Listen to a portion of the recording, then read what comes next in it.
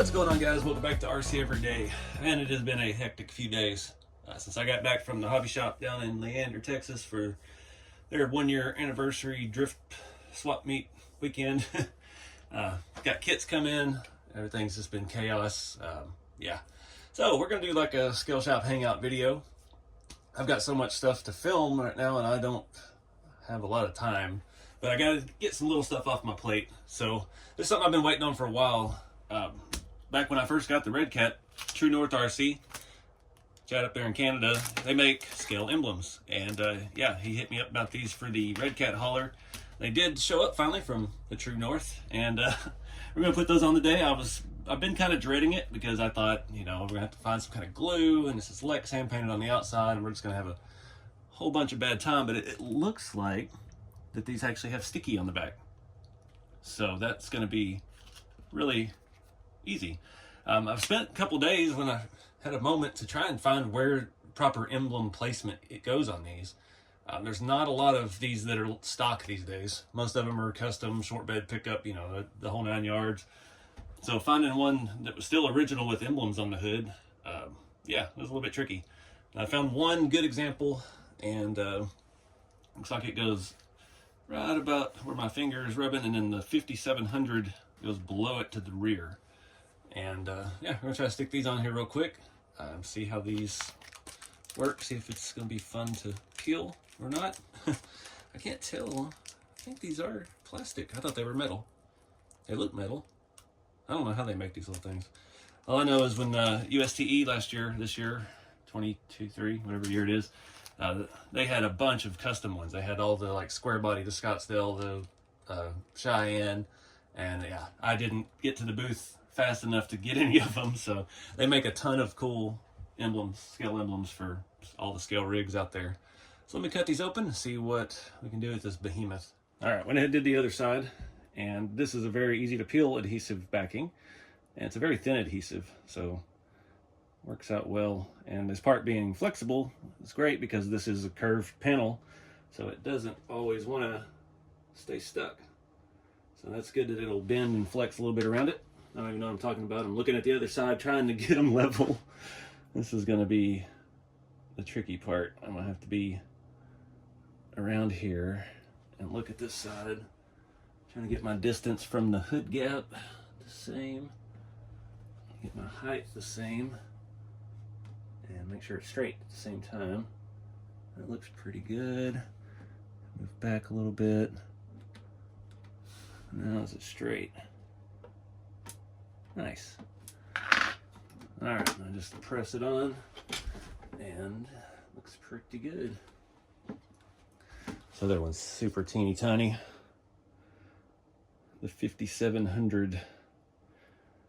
I'm surprised nobody's made a GMC front end for these yet. I'd love to see that because the GMCs this era had a really unique grille, a little more going on. Back when the GMC was the gentleman's Chevrolet. That's what I call it. My truck's a GMC, so I call it the gentleman's Chevrolet. My tweezers to hold this. All right, so I'm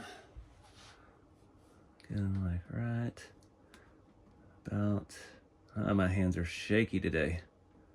I think I'm a little. No, I thought I was a little too high. Does that look straight to y'all? Looks pretty straight.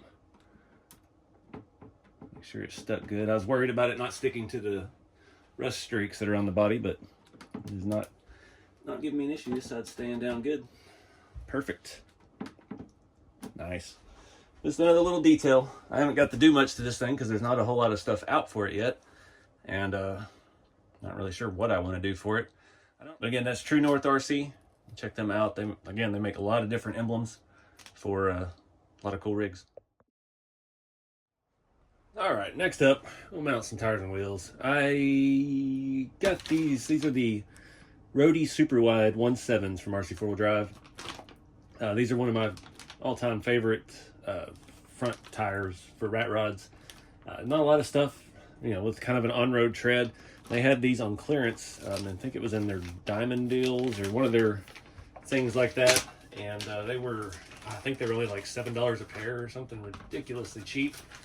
So yeah, I'm going to use these for the front tires. I don't have anything big enough, so I'm trying to do this on my super short prototype RatRod here. I'm hoping to launch those after the first of the year. We're just waiting on production again. But new shorter wheelbase. These are 3D printed. These were from Negative GRC. They were just kind of prototypes. He was working on some drift stuff for my RatRod chassis, and so he made some printed wheels, and the proportions and stuff on them are awesome. It's a neat steely pattern, but unfortunately there's not a whole lot of tires that narrow and that tall, so I'm afraid we're gonna have to do some rear suspension work on this to run. This is the tallest thing I've got, short of like the Traxxas dragster wheels, but those have a like 15 or 17 millimeter hex, and they just don't work. But for my wheels, David hit me up on Instagram. These are the ones off of the Heritage Edition Galan 2 RC 4-wheel drive. And man, I just love the styling. It's very vintage looking, and they're the color, yeah, the color is just very retro. So I'm gonna put these on the red. I think it's gonna give a nice contrast. We've already got a little green in the engine and a little green mesh in the back window. I was hoping that was gonna match a little bit better, but it's close enough. RatRods. You can see the rear suspension on this one is very trick, and it's going to be very hard to just raise it up just a hair. So we'll see what we get.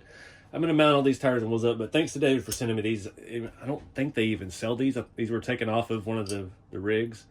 I'm not sure if they do offer these, but yeah, it's a good size, 1.9. These are the slicks. These are on eBay in the model car category. And they're not quite, they're kind of a 1.9-ish, but these are hard as a rock. They're a very good looking scale tire. What's funny is I went to the gas station at Walmart the other day, and they have these with ashtrays in them. Same tire. It says D5550, and it has an ashtray in it that they were selling. I've seen these everywhere, roadside places and truck stops and things over the years. They was told these were made for a 1/8 scale, like top fuel, like die-cast car. It was a big scale, and yeah, there's tons of them. You can get like 6 of these for like $22 on eBay or something. I'm sure the price has changed since the last time I bought some, but yeah, I think I picked up like 24 of them a few years ago on eBay. I looked the other day, there were still some on there. I can't remember if they were in groups of 6 or 12 or 20 or 100. There's something that somebody drastically overproduced, and yeah, it can work. I do recommend. I've run these on something. I used to have these on number 3, and on a plastic wheel. Had to glue it, and they just didn't hold up very well. So I definitely recommend a bead lock. It'll help keep these together, since I think they're technically a 2-inch, so they're just a smidge off. But you can see the lip of this wheel is a lot bigger than our bead, so we should be okay. I hope. We'll be stretching these on the 1.7s in the front. They'll work out fine. These have a bigger foam than I remember. I feel a little bit softer too. Very grippy. RC4 Drive has changed their compound a couple times. I think the ones I have here on this are, yeah, those are hard as a rock. That's the same. It's called the same tire. They had a different variation of it for a little while. But anyways, I'm not gonna make you watch me do all these. I gotta find a scale tool for this size bolt. Is it not that one? Awesome. And yeah, my least favorite thing to do is bead locks. Not that one either. Awesome. Let's go on a tool hunt. All right, we got a lot to talk about. So the semi-axles are designed for bearings. I've discussed this a lot in the RatRod videos and stuff. These wheels were made with bearings, both sides. Don't ask me what size they are, because I don't know. And I have a bag of them that I've had for 10 years, and yeah, you'd be screwed when I run out. But there's a link to this in my Amazon store.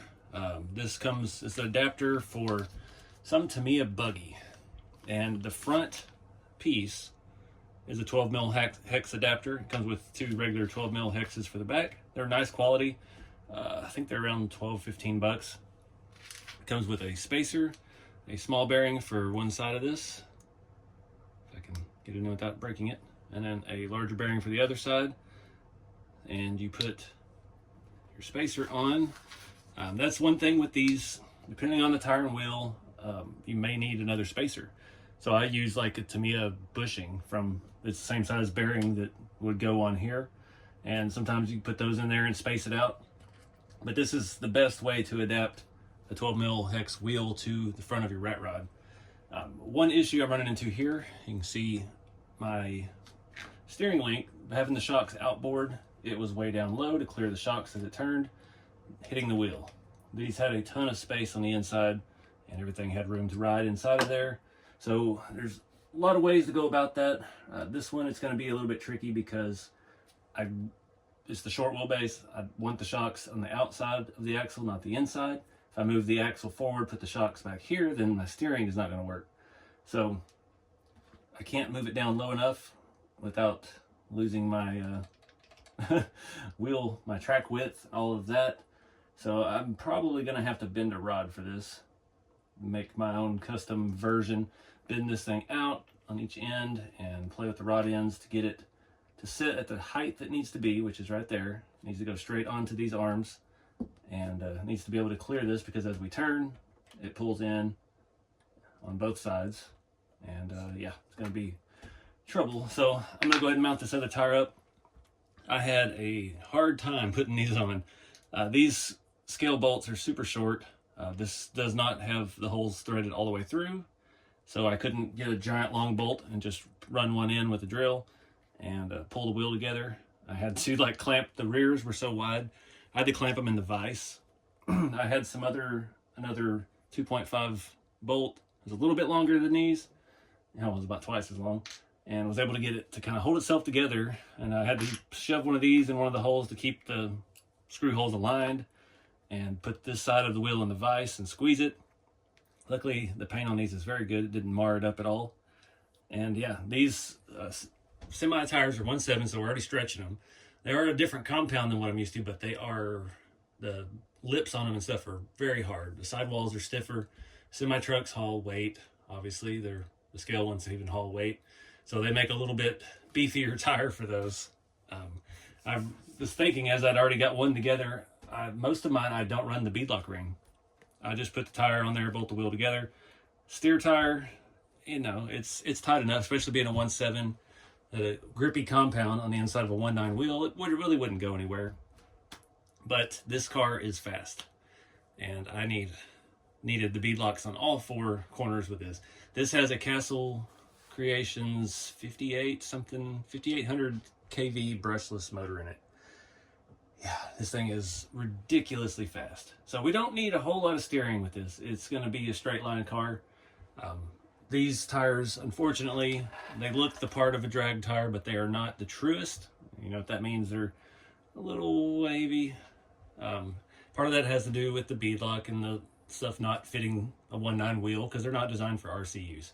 Man, they sure do look good. I'm digging this color combo on here, but I had to get some rubber on this because I tried to drive this when I was down at the hobby shop with the drift tires. Obviously couldn't get enough angle to even do anything on the drift track, and I still need to work out a battery mount for this. I have no battery mount. My battery was laying on the drive shaft as it's spinning wildly. But yeah, it sounded like a broken vacuum cleaner running with those solid plastic tires on the drift track. It just, yeah, wasn't meant to be. So we're gonna go drag car on this because I've driven it on rubber tires without the body and stuff. I put it on Instagram and TikTok and stuff, and it is fast. It will smoke some really grippy RC 4-drive 1.9 dirt grabbers. So this thing is slated to be a 1/4 mile car in 10 scale. So I've got to do some tinkering. I'm gonna go ahead and bolt this tire on. At least give you that real quick so you can see the look. Get that, yeah. I'm digging it. I almost didn't put the letters out on the tires. Last minute I did. Not regretting it. Just another little splash of color or something different. Makes it look a little more cobbled together. So I'm gonna bolt this up, start figuring out my front steering tie rod thing. All right, update. I've had to take the oil pan off to put a screw back in the servo horn. Rattled loose. I never put Loctite on it. And driving down to the hobby shop, it was gone. I drove it about 3 feet and steering went out. So Loctited the snot out of that. I've found a solution to our front axle thing, but I did want to show you the Castle 4-pole. Oh, where's the KV? It's all dusty. I should have cleaned that before I put it in there. It is a 5700 KV. So she's got some oomph to her. But I got that Loctited. I stole this off of the RC4 Drive Cross Country. They have these bent rods like this, and I've never seen one this thick. And I know they had all those issues with that cross country truck. So I'm sure they've got a stack of these just laying around somewhere. It's 101 millimeter. It's just a tad long. I'm trying to see how much toe out it'll give us. It's got short offset rod ends. I think it's going to work pretty good. That's going to move our rod away from our shocks and give us enough turning radius to function and do what we need to do. So I'm going to throw the oil pan back on, and that's what's neat about these kits. You can flip it over and take the oil pan off if you need to. It still clears around the transmission mount, and you have access to all 6 of the screws. If you don't mind laying your rusty roof on the table and scratching it up. If you remember this body, I don't even know if I've done any videos with this body or this platform at all. I don't even know if I've announced this yet. I don't even know where I am in space and time with YouTube. So this is the super short wheelbase, the SS RatRod. For licensing reasons, we're just going to call it the super short. Yeah, it's a shorter version. The rails are basically the same. My current rails have 4 holes that come out about here. So you can mount all the way to the front if you want to run the Ferguson style hood that we offer. Or you can move it back to the middle like I have my other 2, my yellow one with the 57 fenders and my previous drag build over there. It is mounted in this hole and this hole. But I like this really stubby look too. I wanted to give a little more variety. So this is back into the rear 2 holes, but this chassis is only going to come with those 2 holes. 1, it helps keep the cost down, not having extra material, and then 2, you don't have to be the one to cut it off if you want to do a super short wheelbase. The rear is 4-link, the wheelbase is all up to you, just like the regular kits. The back of the half of the frame is still the same. Nothing has changed there. The only big difference is the grill and servo mount. It's made to have the servo on the inside, so you can bring the axle back to the front of this, shocks outboard, and then deal with what we're dealing with right now. Get the steering tucked in nice and tidy. The grill is a shorter version. It's not as deep. And the servo mounts on the inside. You can orient it whichever way you want. And if you can see in there, I did have to grind off the front of the motor housing to clear the servo horn. So there's a little bit of tinkering left to do with it for you. I talked about trying to over-engineer this, and people in our Facebook group for the kits kind of scolded me, like, no, don't you think of everything, let us do some of that. So with respect to the people who actually get these kind of builds and enjoy the tinkering and all that, I left a little bit more of it up to you. So yeah, I'm gonna swap this out, and I'm thinking that's gonna solve our issue. All right, so that worked. We got just a hair of toe out. You know, I'm not super thrilled with that, but this one we actually were a little bit pigeon-toed. It was a little bit narrow. This was an 81 rod with 2 4mm things, so 89 plus the long angled rod ends. This one says a 101 with 2 of the offset short rod ends, which I don't have any of those. That was something that came on that kit specifically. But the look is, I mean, it's phenomenal. So we still get movement with that because of the rod ends, but we've got perfect clearance of our shocks in both directions. It couldn't look like it was made for this any more perfectly. And it's a little bit more pigeon-toed or toed out than I want. May have to just sand off a little bit on each end, maybe a millimeter or 2. I don't know. We're gonna drive it like this first. I don't know what video or anything that'll be in, but yeah, it's this is the gist of the kits. This is why a lot of people don't understand what these kits are about, and this is why a lot of people love these kits. All of this is up to you. Everything we just did, tire wheel, offset, steering links, that's on you to design and create yourself. And it's not just something you put together and run. And I get it, there's a huge demand for that. That's what everybody's used to, but they're designed to make you think and come up with ways to make things work for you and how you want it to be. Because I've never put together a kit and been completely satisfied. I want to mod it, I want to do stuff. And then I don't mean just replacing plastic with aluminum. I mean, we've been through that phase, we all have. I did that before with I got an Emax and I wrecked it, and I replaced everything with aluminum, and then I wrecked it, and then I replaced it all with plastic because I was like, this is expensive.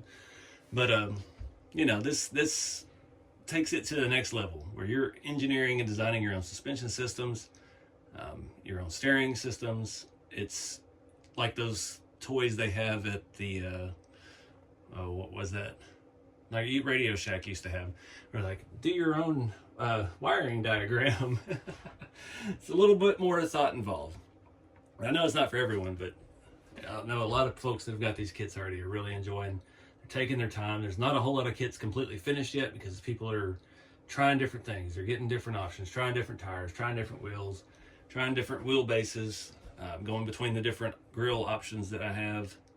And people are using different bodies, making their own mounts for everything.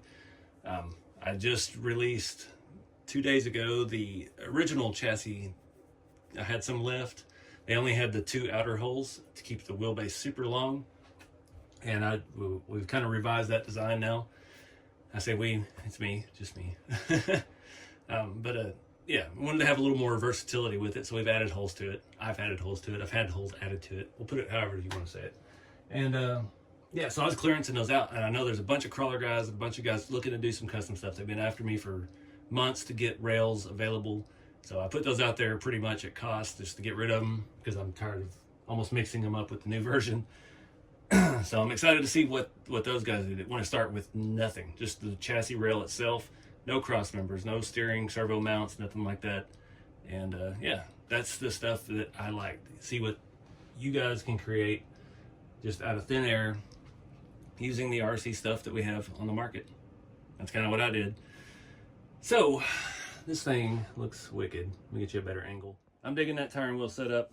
I wish these were a little bit less aggressive tread, but the height, the sidewall, that's the issue right now. There's no on-road tires with that much sidewall other than semi-truck stuff. There's just nothing. So I didn't have to adjust the suspension like I had thought about earlier, but we have about 3 millimeters at best in the back and 2 at the front. So we still got a little bit of a rake of ride height, not much at all. But drag car, we could play with the shock settings. I don't know how this is going to launch. If it's going to launch one side at a time, we're going to get too much squat. We may have to beef up the spring on the right rear. Yeah, just keeping it real. So I forgot to show you earlier too, I did not have a driver for that size hardware, so I had the RC full drive adapters for that size, and I just taped it to, what does it say, 3/32 Integy. This is from 99 even. I've got that whole set of those Integy tools. Still my nut drivers I use. Old school stuff. But yeah, I'm gonna wrap this part up and we'll move on to something else because I feel like this hadn't been a very long video. All right, guys, got another project here. My shop truck is just about complete. We did a video a little while back where we tubbed the bed basically to cover up the giant holes that I'd made. Used Tupperware. The last piece of the puzzle is somewhere to put a battery. So this again is a TT02 touring car chassis. The body is insanely impossible to take on and off. There's multiple screws holding things in places, keeping it set straight on the chassis, and I'm not taking the body on and off. Unfortunately, after traveling last weekend, the seat back and the passenger seat has come loose again. It came loose at UST when I was drag racing it, I think a year ago, and I managed to fish it back into place, but it popped out again. So we might jack with that, I don't know. But, where'd my lid to my toolbox go? I got a new toolbox here. I've been looking for something low profile. I didn't want the ones that set up on the bed because this is a short bed. Lower truck, and it's, yeah, it didn't look right. I put one in it, it just set up too tall. So Where'd my lid go? I really don't know where I put it. Found it. So I didn't find this one actually. My buddy Wayne's RC World on Facebook and Instagram, he found this one because he knew I was looking for one. It was through A-Main. Used one of their holiday discount thing. This is a Smith Built Scale Designs. I've never seen their stuff before. It's actually pretty nice print quality. Feels pretty durable. Yeah, no complaints about it. Fits perfectly in there. It sits down nice and low. And yeah, we got to figure out, since my battery wire is in the middle, I've got to cut a little notch inside here somehow to get that through. It does fit my 3-cell Helios pretty nicely, and we should have enough space in there to get the wire into where it needs to be. And yeah, trying to think of how I'm going to mount it because there's screws everywhere in here. I had some of that too. Yeah, this was only like, I think it was like 25 bucks or something, and I used one of their Black Friday sale or something like that. And it's not hinged, but it does actually sit down very tightly. So it'll still come apart when I flip this thing drag racing, but you know, it gets the job done. I usually run the 3700 3-cell in it to make it faster, but it won't fit in here at all. It barely fits up here now. It's a little bit wider than this unit. So I don't want to just hog out a big hole in here. I want to kind of make it look clean. So I think we're going to Dremel, just try to make as clean a rectangle as I can. I may shift it off to one side a little bit. So the battery's going to have to obviously be to one side. So let's see what we can do. All right, I got that in. Unfortunately, my back window is failing us now. It's starting to, it's Lexan. This was built back before we had the printed kits and stuff. This was 2 blazers cut up. Back wall is just styrene, Lexan window, old school, and it is unfortunately needing some repair. I got the seat back kind of in place, but I can't get it to snap back in. So I don't know what we're gonna do with this thing. I'm almost tempted. I really wanted to do a bench seat, but I've really not wanted to get into that body. That's what's been keeping me from taking that step. So I don't know what we're gonna do. Do I take it apart, fix the window, do a bench seat? I hate that I didn't cut out the side windows on it. I usually do that, try to leave the pillar glass, but I don't know. Or we just build a whole new body for it. Of course, then that means cutting out floors again, because it's just how it works on this chassis. And I hate to do that to a brand new Scottsdale, but you never know. I've got one, but I have plans for it. Right now it's being used for other things, and it is, yeah, I've got a TF2. I got the chassis that the Scottsdale came on that I was going to do a patina build with. So I don't know where we're going to end up with that. Let's see if I can get this to peel. We'll be doing a lot better. I have terrible luck with this stuff. Oh, good. So this goes in a certain way. So I've got just enough space on one side for the offset part of the Deans. Need to put the lid on, make sure it's going to come on and off, not set up under the bed rail.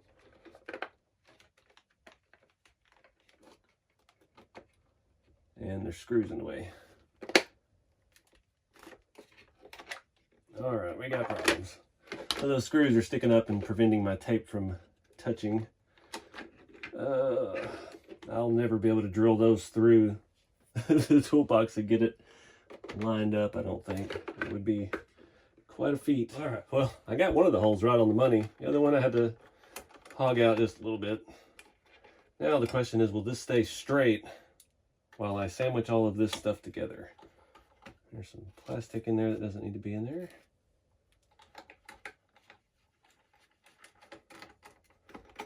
All right.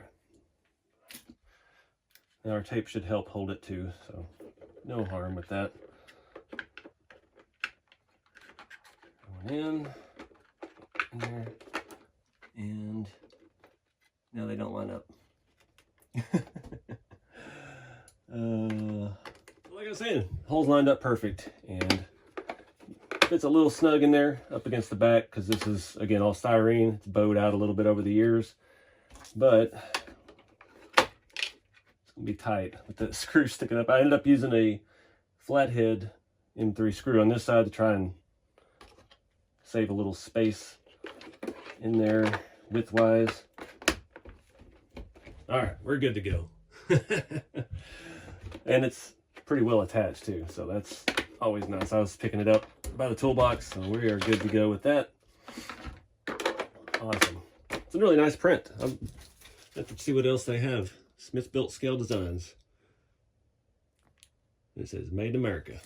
So I think that's going to wrap it up for this shop hangout video, guys. It's been a crazy week after traveling down there to the hobby shop and being gone for 4 days.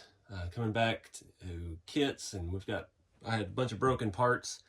They messed up printing some of the kit parts, and I'm trying to get reprints on that, and you know, it's just a battle. And on top of that, listing products in the store, selling them, shipping them in the post office every day, went twice a day. It's just been chaos pretty much in every direction.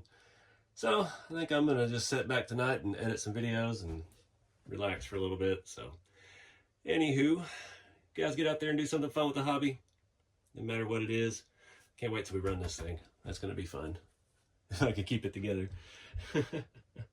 But yeah, just have some fun with it, guys. Get out there and do something scale. I'll see y'all in the next video.